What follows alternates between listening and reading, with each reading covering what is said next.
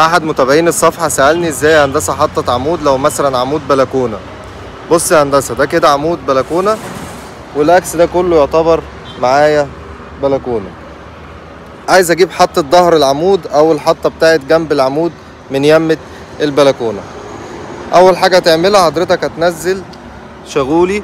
يفضل ان الخيط يبقى رفيع، سواء كان بقى ميزان خيط او طوبة، وينزل النجار او تنزل حضرتك او المهندس معاك يقيس الشغولي ده جايب كام من عمود الدور الارضي او اول عمود عندك في العمارة لو عندك بدروم. طب ليه بنرجع نقيس من اول عمود عندنا؟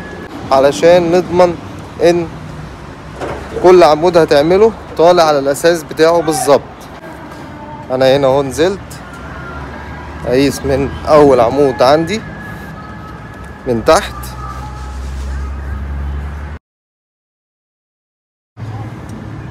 هدي الشغولي ماس جايب معانا من خرسانة العمود لحد الخيط اللي متعلق في الشغول 105. هنطلع بقى فوق نثبت او نثبت الحطة بتاعتنا خرسانة على مقاس 105، نخصم مقاس التجليد اللي هو 2 سنتي ونص، يعني هتكون معانا الحطة على مقاس 102 سنتي من الشغول بعد ما نخصم تخانة التجليد.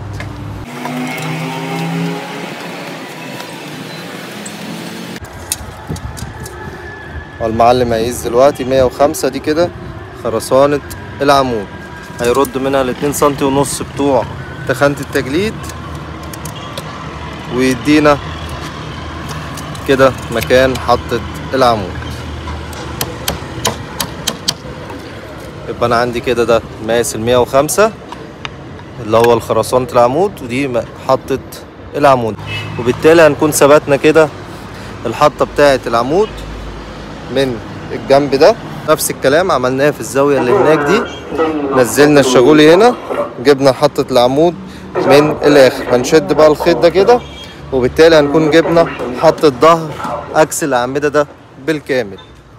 بعد كده بنثبت حطط الأعمدة اللي في النص على الخيط اللي احنا شدناه. بس على كده.